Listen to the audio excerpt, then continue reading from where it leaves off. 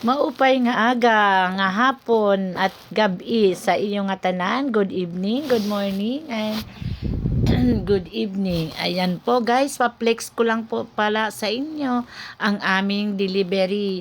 Yan po yung mga gawa namin na mga tapos na. Pag nakalagay na po sa crate, ibig sabihin na finishing na po yan, tapos na. Ready for delivery na po. Ayan. Tingnan nyo na ano na po yan, nakabilang na pag nakalagay na po sa crate. Ito naman po yung mga nandyan sa screen, hindi pa po yan tapos.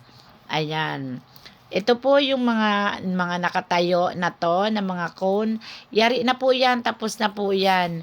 I-impake na lang po yan, ilalagay doon sa ating mga crates. Ayan, inaantay lang po yung crates galing sa labas para mailagay na po ang ating mga cones na mga tapos na.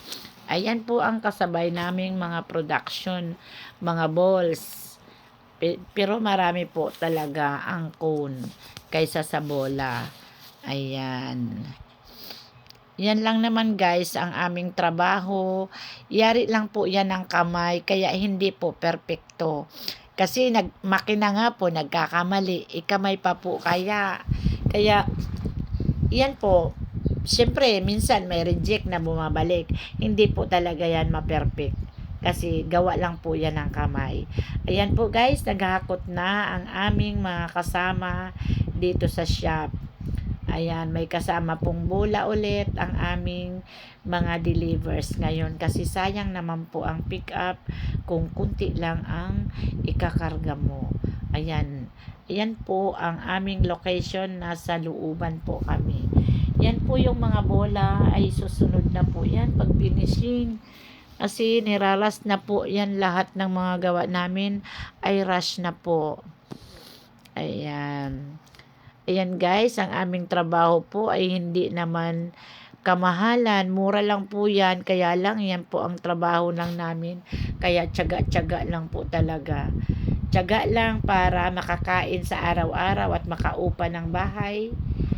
Makaupa, makabayad ng kuryente at tubig.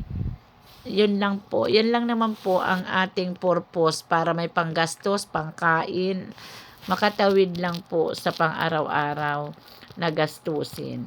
Yan po yung mga nasa crate po na mga color blue. Ibig sabihin, yan po yung mga cones na mga malalaki. Ang small cone po ay nasa maliliit na crate sa kulay yellow. Ayan guys, maraming salamat po. Sana mag-enjoy po kayo sa aking video. Ito po ay mga pang-araw-araw lang.